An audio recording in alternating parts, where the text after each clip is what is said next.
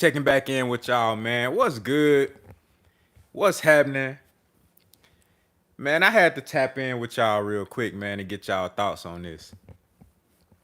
I had to tap in with y'all real quick, man. This crazy. So I just got done watching the Tyson Fury and Francis Ngannou fight in Saudi Arabia. Of course, this is just an exhibition fight. This wasn't nothing that I was like super excited about. I wasn't really looking forward to this fight. Shout out to the brother EP in the building. Shout out to my brother Skinny Too Litty in the building. What's good? Tone Brown in the building. What's good? Appreciate y'all for pulling up. Shout out to Skills from New Orleans in the building. This wasn't something that I was like super interested in, trying to see like, damn, okay, it's gonna be a competitive fight. You know what I'm saying? He said, hey, boxing, am I right? Shout out to the brother Mike Rhyme in the building. What's good?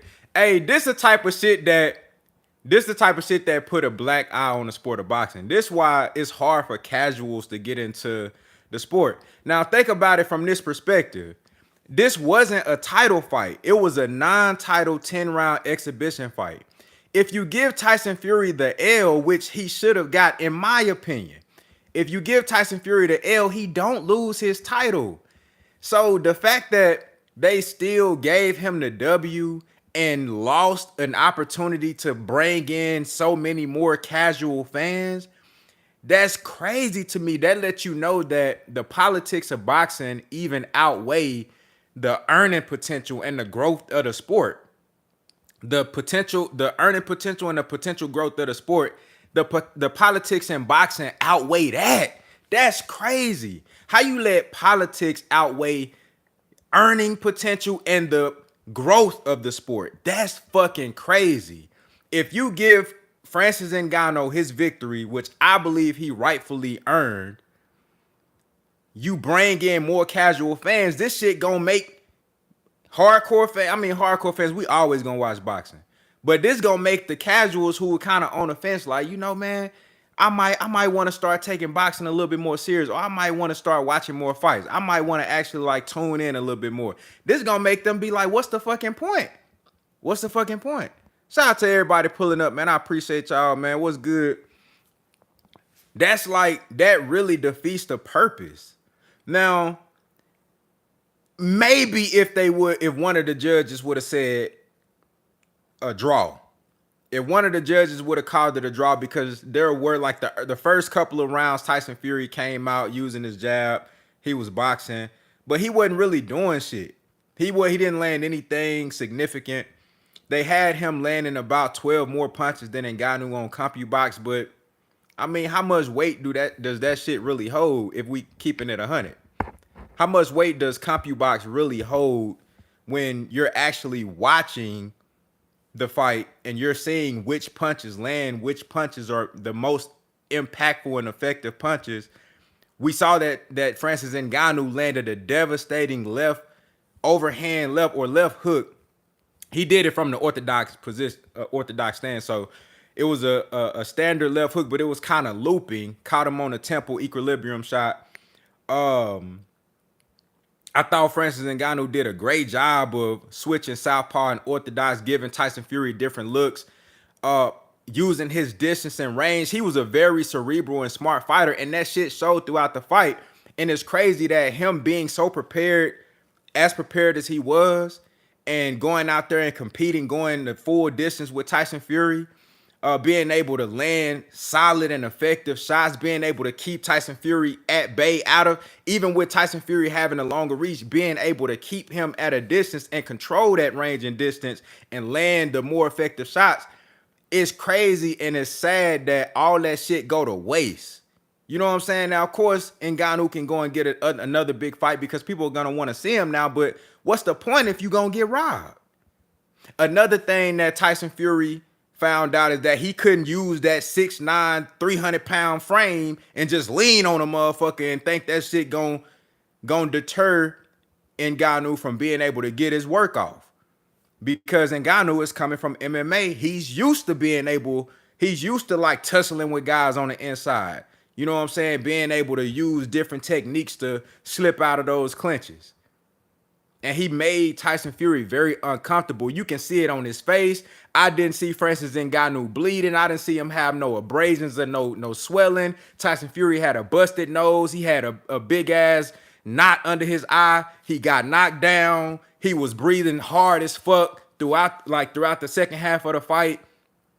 Like, bro, you could clearly see who was getting the best of who in that fight, man. Shout out to my brother Jay Harris, Too Real in the building. Shout out to the brother Mr. Euro Dollars in the building. What's good? Lord of Squad X in the building. What's good? Said Fury gonna lose. Took too many beatings. Yeah, man. I think this is one of those fights where you gotta call it a robbery, bro. I'm not even gonna lie to you. This is a robbery worthy. That was a robbery worthy decision. Like, how you scored 96-93 Tyson Fury. That's crazy. Now, if this fight would have went the distance with no knockdowns, okay, draw, or if you want to give it to, if you want to give the edge to Fury in a fight like that, okay. But the man was, I wouldn't say dominant, but he had so many highlight moments in this fight, more than Tyson Fury. If you look at, I believe it was the 9th round, he let off a flurry and Tyson Fury had no answer for it. All he was doing was clinching to survive. He knocked him down in the 3rd round. Dominant round. Tyson Fury didn't have a round like the 3rd or the 9th that Ngannou had in this fight. Tyson Fury didn't have, if you take Ngannou's 2 most dominant rounds and look at any round that you score for Tyson Fury, none of those rounds were as dominant as, he didn't have no 3rd or no 9th round, Tyson Fury. He didn't have no round like that in this fight. How could you score it 96-93 for Tyson Fury? That's crazy. Shout out to the brother Fresh Music, said they robbed Francis. I agree, man. I agree. Bro, this shit, I love boxing, y'all. I really love boxing, bro. But shit like this just make it so hard to, like, really stay invested because, like, the integrity of the sport, even though it's just an exhibition match, it's like, bro, Tyson Fury, if you give him the L, he not gonna lose his title. So you telling me that the politics of boxing even supersede the potential of bringing in millions and millions and millions of more fans? And shout out to Saudi Arabia, because they got that bread over there, boy. Like, they put on a great show. The venue was phenomenal. Everything was incredible. And just think about the potential that they got for future fights. Like, they can bring so many other up-and-coming young talent and so many other, potential superstars of the sport of boxing to Saudi Arabia, put on great events, pay them guys tons of money because those fighters deserve it. But this shit right here kind of take away from that, though. This kind of take away from that. Like, look at what everything that Saudi Arabia had to offer with this production. And then you end it with a terrible decision like that. You take away from potential growth with the fans. And then, like, you put on future shows and shit like that. But how we know we gonna get a quality product in the ring, and then with the judging and all that shit too, like with the politics that go into it, it's like, bro, it really does take away from the overall product. Shout out to the brother Hopton Jr. in the super chat, coming through and showing love. He said Tyson has a complexion for the ultimate protection. That knockdown was significant, as well as the pressure and power punches. That's absolute facts, brother. Absolute facts. Absolute facts. Absolute facts. He damn sure got the complexion for the protection, even overseas. That shit crazy. That shit crazy, bro. But you know what it is, though? The WBC sanctioned that fight. I mean, it wasn't a title fight, but the WBC had their hands in that shit. And Top Rank put the fight on. So I'm pretty sure Bob Arum made sure the judges knew what fucking time it was. You know what I'm saying? I'm pretty sure Bob Arum said, hey, I don't give a fuck where we at. We could be fighting in New Jersey. We could be fighting in Vegas. We can be fighting on the moon, in Africa. I don't give a fuck where we fighting at. You motherfuckers better know what time it is. Bob Arum said, hey, you motherfuckers better know what time it is. Bob Arum made sure that he had some guys, some good old boys. He had a couple guys. He said, hey, look, hey, y'all know what the fuck going on. This shit go the distance. You know what the fuck going on. Shout out to the brother JB Cool in the building. What's good? T-Mac 149 in the building said Fury looked terrible against someone his actual size and weight. Yes, and someone who actually had the ability to handle himself on the inside, because one of the things that Tyson Fury does that really gives him an edge, and you can't hate on it, because if you got an advantage, you got to use it, right? As long as it's legal. One of the things that he does is use that 6'9", 300-pound frame and lean on motherfuckers and tire you out and just really like zap a lot of your energy away from you, along with peppering you with jabs and counter shots and shit like that, right? But Ngannou was just so strong and prepared on the inside for all of those like wrestling tactics, and none of that shit was able to work on him. So he actually forced Tyson Fury to fight at a distance and box. And surprisingly, Ngannou had very good range and distance control and a good jab when he used it. He even had some really good counter shots. I mean, Francis Ngannou impressed me a lot, man. It sucks because we can talk about how good Francis was. We could talk about how much he impressed us. We can talk about the preparation that was visibly obvious in the ring tonight. We could talk about all those things, but it kind of take away from it when you look at his record and it's gonna say 0-1. You know what I'm saying? That's the worst part about this shit. We can sit up here and say, man, look, he did good, he did, but in the record books, it say he lost.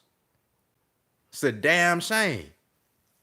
Shout out to the brother Maurice Bridges in the super chat coming through and showing love. He said, Fury looked scared. I thought he actually beat Fury. Fury was scared through his change. Absolutely. Francis Ngannou, with his counter ability and with his ability to be first, had Tyson Fury second guessing himself.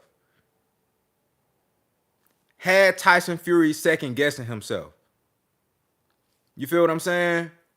Had Tyson Fury second guessing himself. The whole, I'm going to say from round 3 on up, Tyson Fury looked like he was confused. And you could tell after the fight, in his post-fight interview, he said that one of the things that he kept saying was Francis is very awkward, very awkward. And what that tells me is that he couldn't figure him out. He couldn't figure out the range of Ngannou. He didn't know when Ngannou was going to be first or when Ngannou was going to counter. He couldn't figure out how to clinch him and keep him and hold him in the position that he want to hold him in. He couldn't figure none of that shit out.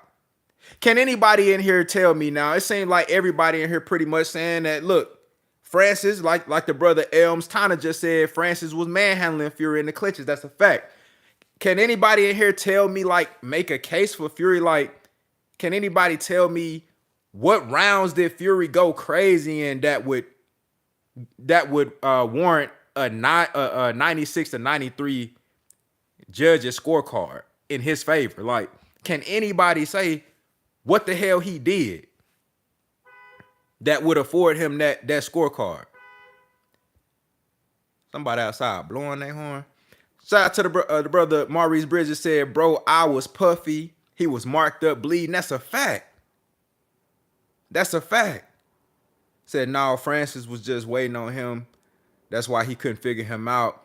Fury is a counter puncher, so he didn't have shit to counter because Francis was countering him. Facts. That's another great point. Francis gave him a different look. He said that too in the post-fight interview. He said he didn't really know what to do because He didn't come forward. He was so he expected Francis to come forward, and Tyson Fury didn't really have shit to he didn't have no traps to set up. Francis was the one setting traps.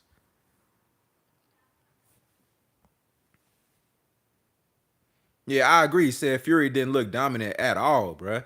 I'm just like, bro, how if they would have called it a draw, I would have this is how egregious this decision was. Even if they called it a draw, I would say it's a robbery. If they called this fight a draw, I would be inclined to say that it was a robbery. I wouldn't feel as fucked up about it as I do with giving Tyson Fury the victory. I would be like, there were rounds where they kind of stalled. But Ngannou had the better work throughout the entire fight. But the fact that you give Tyson Fury not only the victory, but a 96-93. When I heard that shit on the second card, I'm like, I already know what time it is. I already know what time it is. When I heard, I already know what time it is. You know what I'm saying? I already know what time it is. Shout out to the brother Hopton Jr. back in that super chat coming through and showing love. He said, anyone who wear them black trunks come to put hands on someone. Anyone who wear them black trunks come to put hands on someone. Hey, facts. Facts. And look, man, Ngannou was so poised throughout the entire fight. He was like masterfully poised. Didn't get out of character at all, especially for a guy coming from MMA who fights 5 3-minute rounds, being able to pace himself and spread out his stamina and conditioning and endurance throughout the fight so he can have enough for each moment in the fight. And then being able to stay cerebral and aware enough to intelligently execute his game plan. Man, I'm so impressed with Ngannou, bro, but it just sucks that he don't have the victory to show for it. Said I thought they was gonna call it a draw and make Fury not look bad. That's what I thought too. I was like, okay, when I heard that second card, I'm like, I know for a fact if one of the judges got Fury winning 96-93, I know for a fact they not giving Francis the victory. But I was like, maybe it's gonna be a draw. Maybe it's a draw. And I still would have felt bad about that. But I'm like, okay, he didn't take a L. But to give him the victory in a fight that's not the title wasn't even on the line. So y'all can't even keep it real even without the title being on the line. I can see if the WBC was like, hey, hell no, we sanction this fight and it's a title fight. We not finna get no motherfucker that ain't had one pro boxing fight the title. Hell no, that shit ain't happening. You know what I'm saying? And then so they can set up the Usyk undisputed match and all that shit. You know, politics, right? I can see it. They played it like that. But this was a non-title exhibition match. He loses, he still keeps his belt. Get that man his victory. That right there lets you know that the politics in boxing supersedes even the growth of the sport. They don't give a fuck about the growth of the sport. It's more about the politics and the money. But see, the growth in the sport equals more money. Motherfuckers say they need a commissioner. They need one motherfucker they need a commissioner and a board of people with some structure to get this shit right, bro. Some people that's actually making sense, that's really trying to do the best, what's in the best interest of the sport and the fans, the consumers who pay for this shit. You feel what I'm saying? That's what we lacking in the sport of boxing. We don't have no structure. It's the wild, wild west. Motherfuckers can do what they want. You can get 3 judges and have them call that shit however you want to, whoever paying the most. Shout out to the brother James Pryor said, does this fight expose Fury in future fights? It could. It could. Like the brother Maurice Bridges said, you might get more guys like, let's take Usyk, for example. Usyk is a very intelligent fighter. He don't come forward recklessly. This could be one of those situations where Usyk, says, okay, fuck it. Let me make Tyson Fury be aggressive with me. Let me make him, and we've seen Tyson Fury be aggressive before versus Deontay Wilder, but Deontay Wilder didn't necessarily possess the distance and range control that Ngannou showed tonight, or that Usyk possessed, and the ability to counter and set traps like that. So a guy like Usyk might say, okay, let me try to keep this shit mid to long range and make Tyson Fury think a little bit more. You feel what I'm saying? Make him think a little bit more so he can't really just control everything. This could expose him. I'm pretty sure people gonna be looking at film from this fight like, okay, Ngannou had a lot of success just being patient. Just being patient. Because people look at Fury, before Fury fought Wilder, everybody viewed Fury as a non-power puncher, this guy who boxes and just go 12 all the damn time. You know what I'm saying? Box, move off his feet, move laterally, use the jab, counter punches and sets traps. You know what I'm saying? Take advantage of overzealous guys who just come forward mindlessly. That's what everybody viewed Tyson Fury as. But when he fought Wilder in the second fight and the third fight, they saw, he figured out that Deontay Wilder had issues with being able to box and control distance and keep you at range. And he figured out he can use his size and his strength to overpower Deontay Wilder. He like, fuck it, let me throw everything else. And then, of course, he got Sugar Hill in his corner. So he like, okay, let me throw all that other shit out and let's go forward and be more aggressive. But he not gonna be able to do that with everybody else. If he tried to do that shit with Ngannou tonight, he would have got knocked out. If he tried to fight Ngannou the same way he fought Wilder in the second fight, he would have got stopped. He would have got stopped. Because Ngannou was setting traps and he got real power. Real power. Shout out to the brother Captain in the building. What's good? Said, I don't know if there's another guy at heavyweight that can physically handle Fury on the inside like Ngannou did. That's a great point. That's a great point because I don't think Usyk can do that. Usyk gonna have to be very crafty to be able to stay away from those clinches and still be able to get his work off and not get tired from a 6'9" dude leaning on you for 12 rounds. That's a great point, Captain. I don't really see nobody else that could, be able to be crafty and strong on the inside like that and know the correct positioning to negate all that clinching that Tyson Fury does. Said, I feel Ngannou won 96-95, but I do think he took the last 2 rounds off due to inactivity, which may cost him the judges. I actually think the 8th and the 9th, I believe it was the 9th round. Correct me if I'm wrong because we fresh out watching the fight, right? And yeah, Dave, shout out to the brother Dave's Cake all day in the building. That motherfucking Ngannou dude got a chin on him. He does. But somebody tell me, was it the 9th round? What round was it? I know it was like the last 2 to 3 rounds where he had that flurry where it looked like he was finna drop Fury again. Was that the 8th or the 9th? Okay, you saying it's the 8th.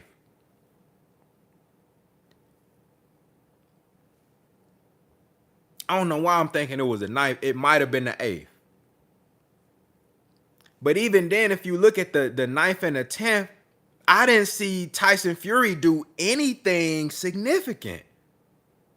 I didn't see Tyson Fury land anything of note. I didn't see any sharp jabs that knocked Ngannou head back. I didn't see him go to the body. I didn't see him land any straight right hands. All I saw was him holding on and breathing extra hard, trying not to get stopped.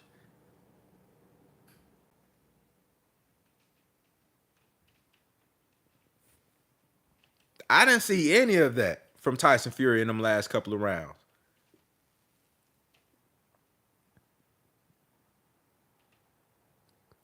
Shout out to Jack Durant in the building. Was good. Said, how much influence do you think Mike Tyson had on Ngannou's success on the inside in the fight?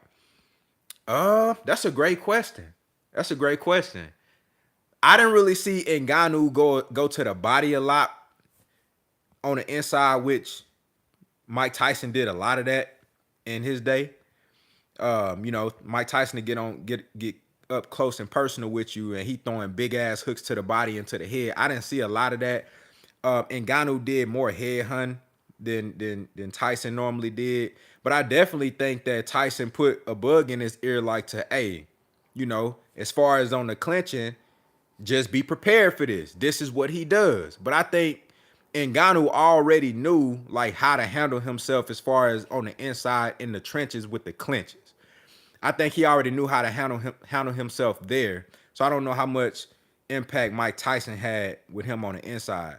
What I will say is that Mike Tyson used to set traps with his power shots. I think he definitely has some influence there, like setting up big shots and getting the most amount of leverage possible on those big shots, which he did on that looping left hook that dropped Tyson Fury. Said, but Fury did not close the gap for him to win. Exactly. I didn't see Tyson Fury like rally. I can see if, let's say, in the last 2 to 3 rounds, Tyson Fury rallied. You know what I'm saying? I can see if he rallied. I didn't see Tyson Fury rally. I didn't see him rally. I didn't see no moment in the second half of the fight where Tyson Fury went on a rampage and won 2, 3, 4 rounds in a row. I didn't see that. I saw him pacing himself. After he got knocked down in the 4th and the 5th round, he did pace himself a little bit more, but both of them was kind of, going tit for tat in a chess match kind of a fight. And even then, I felt like Ngannou was getting the better of those exchanges. Shout out to my brother Maurice Bridges, back in that super chat, coming through and showing love. He said, also, Fury started trying to fight dirty. Y'all see that elbow he hit Francis with? Absolutely. Absolutely. Now, let Francis Ngannou hit Tyson Fury with an elbow, all hell would have broke loose. They would have disqualified him. Oh, he MMA fighter using elbows. You can't do that in boxing. All hell would have broke loose if that man would have used one of his elbows.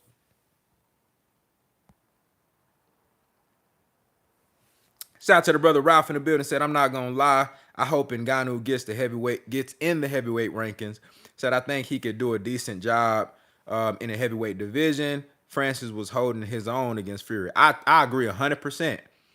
I think, I'm gonna be honest with y'all. Now I know he does have that deal with y'all probably know a little bit more than me on the deal that he has, not with the UFC, but with the other company, right? That allowed him to be able to fight on, in both sports.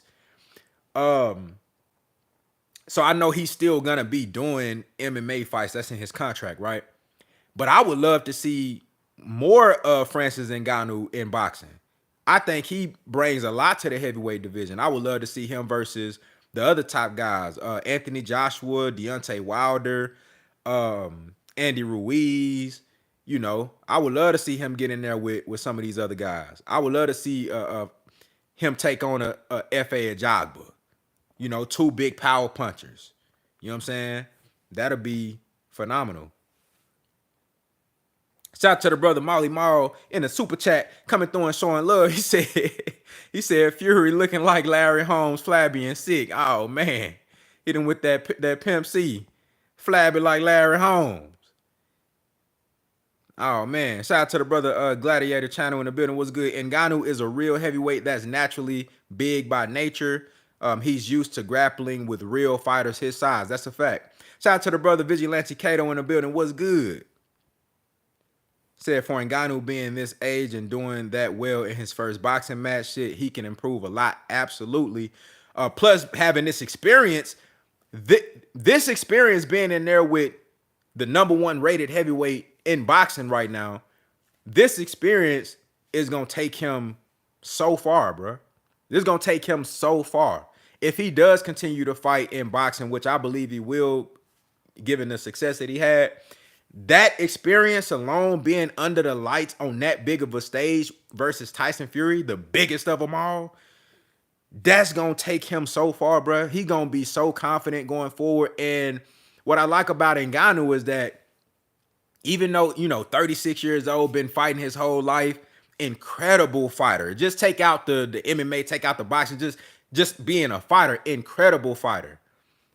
He's extremely like humble and coachable and willing to learn. Like if you just listen to the man talk, listen at his approach to life and his approach to his craft. He'll humble himself to say, hey, it's so much that I can learn. So for him having this much success, bro, that's gonna take his confidence and his skill to another level because he know that he still got way more shit than he can learn, bro. So the next dude that he fight in boxing, oh my goodness. The next dude he fight in boxing, they gonna be in trouble. Whoever is brave enough to get in the ring with Francis Ngannou next, they in trouble. They got a rude awakening. They could be in trouble, man. Said, and another thing that surprised me was he was not gassed even in the late rounds. Most MMA dudes be gassed out quick. Facts. He did a great job of pacing himself. Said, I don't think Fury took this fight that serious and it almost cost him. That's one thing that I will say. Now, I'll say this too. In boxing, I mean, guys understand, especially in the heavyweight division, when you up there with big 6'5", 6'6" motherfuckers that, 250 pounds strong, skilled motherfuckers that can punch. It's like, I know these dudes. You might have a Tyson Fury that go in the ring like with a Francis Ngannou, like, man, this dude ain't never had no pro boxing fight, but he can fight though. But you might be like, man, he ain't never had no pro boxing fight. He ain't never seen no shit like me, man. I'm finna go in here and school him. You dig what I'm saying? But there is a level of seriousness that you always got to carry with yourself in the ring. And I know that Tyson Fury understood, like, look, yeah, I might be more skilled than him, more experienced, but I can't play with this dude because that's still a grown-ass man and a big motherfucker, too, with power. That if he touch you, it could be bad for you. But I do think that Tyson Fury kind of did, lax off a little bit, as far as like training and preparation, maybe looking ahead to the Alexander Usyk fight, but that's neither here nor there. You know what I'm saying? Like he's still, I feel like if he's a Tyson Fury that he's supposed to be, he still should have performed better than that. But maybe it ain't that. Maybe Francis Ngannou is just way better than what we thought he was as far as a boxer. Shout out to the brother Academics. Yeah, we just talked about that elbow, man. That shit was ridiculous. What if Ngannou decided, let me pull out one of my MMA tactics and elbow the shit out of you and see how much you like it? All hell would have broke loose. All hell would have broke loose. They would have lost their shit, man. That dude probably would have lost his license or something. They probably would have said, hey, man, you never boxing again. You never stepping in the square circle again. But Tyson Fury out there throwing elbows and shit. Hey, man. Said almost all his MMA fights be ending with uppercuts. I was looking. He was trying to land that motherfucker too. I was looking for it. It's kind of hard to get an uppercut off on Tyson Fury though, because he's 6'9", and when he get in on the clinches, he be leaning on you. He don't really give you enough space to get that uppercut off. I thought he should have landed that he should have threw that uppercut to the body. You know what I'm saying? To the solar plex. You feel me? I would have loved to see Ngannou do that. But look, man, I ain't gonna hold y'all too much. I'm finna get on up out of here. I just want to give y'all my immediate post-fight reaction. I appreciate everybody for pulling up. Everybody in the super chat. Thank y'all so much. Everybody in the regular chat just chopping it up and interacting, man. I appreciate y'all. Hope y'all enjoy the rest of y'all Saturday, man. Enjoy y'allself. Be safe out here, man. But this shit ridiculous, bro. This a black eye on the sport, exhibition or not. This judging shit, bro, it's ridiculous. And it's costing us the integrity of the sport, potential growth with new fans, earning potential for the fighters. You see what Saudi Arabia got going on, man, and they put on such a great production and a great show. You feel what I'm saying? And all that to be capped off with a fraudulent decision. Ridiculous, man. Y'all enjoy y'all night, man. Contender regime. boxing. I'll holler at y'all boys, man.